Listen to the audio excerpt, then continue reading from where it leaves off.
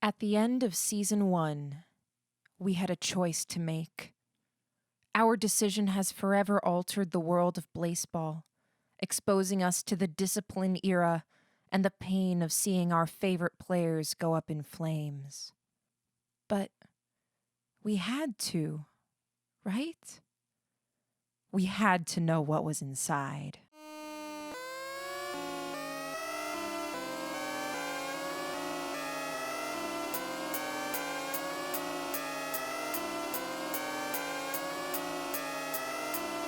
The first thing you should know about the book is that its contents are not set in stone. The rules have been changed several times by the Blaseball gods in response to decrees and player activity. The book references out-of-character knowledge. Diving into its contents will also involve exploring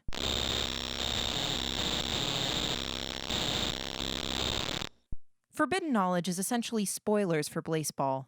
This information is not readily available on the site or Discord, so be mindful about that before we begin. If you'd prefer to discover this knowledge as the game intended, feel free to close this video and forget everything you've just heard. With that out of the way, we can dive into the Forbidden Book. Blaseball is officially known as the game of and from here on out, most of the book has been redacted, all crucial information being blanked out. I'll do my best to speculate on each one as we get to them. The book is split into 6 chapters. Each covers a different aspect of Blaseball. The first chapter outlines the structure of each season. The first rule states that each season lasts for 99 games, which has been the case for all 8 seasons so far. It also mentions a redacted exception. A season could potentially go longer or shorter than a week, but we haven't encountered that yet. The rest of the rules all seem to imply something interesting.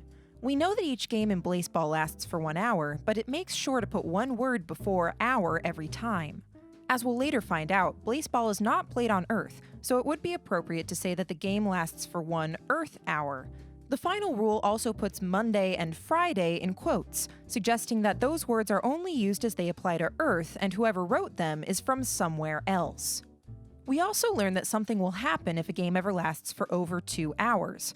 The longest game on record is the Season 4 game between the Tacos and the Flowers, which only lasted for 65 minutes. No game in Season 8 lasted over 44 minutes. The second chapter outlines post-seasons fairly thoroughly. Rule 2b implies that something won't happen if the post-season lasts longer than Saturday. The major event that happens on Sunday is the election results, so those might be postponed for Monday if a post-season ever goes that long. The final rule says something about determining the home team in each postseason. After careful observation, we have been able to determine that the higher-seeded team always starts out at home. The third chapter, Elections, is a lot more unclear. An entire sentence is omitted in Rule 3a, and we have no clues to what it could mean. Nearly the entirety of Rule 3b is hidden from us as well. In the rule outlining blessings, there is some mechanic that should be giving players a level of control over the league.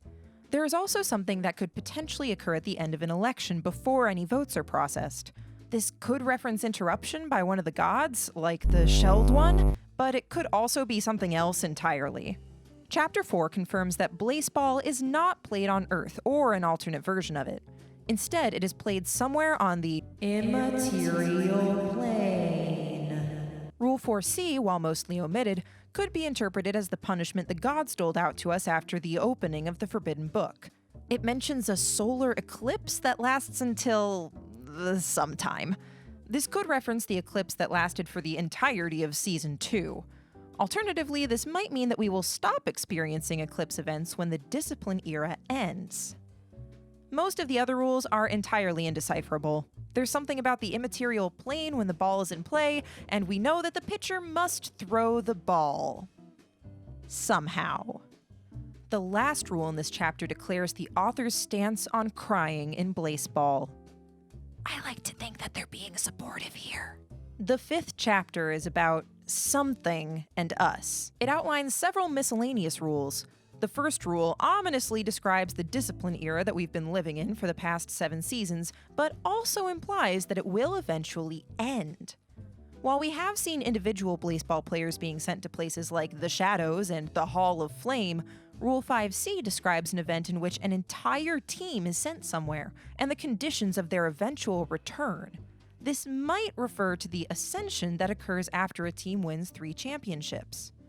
Rule 5D seems to be telling us that the divine favor mechanic that decides tiebreakers in the standings is determined entirely by which team the gods like the most. And right after that, we see a huge missed opportunity. In Season 3, if we hadn't angered the Shelled One by committing peanut fraud, we might have been out of the discipline era as soon as Season 4 or 5. Rule 5H is interesting in that it was actually a decree we had voted on early in the history of Blaseball. This means that our influence on the rules can directly extend even to the book itself. The final rule in Chapter 5 has changed a few times.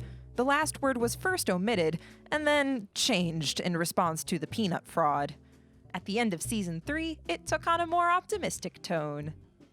Like its namesake, Chapter 6 provides very little in the way of knowledge.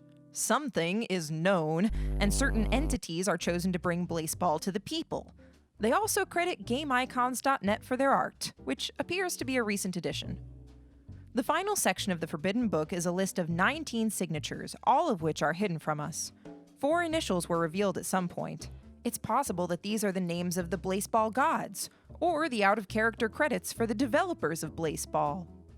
Or maybe those are one and the same. And that's it for the Forbidden Book. The vast majority of it is a mystery, but it can be altered unexpectedly and without warning, most of the time due to our own actions. Try to keep an eye on it during any interesting events in the coming seasons. This next runs for Hot Fingers, a victim of Eldritch circumstance. If she lived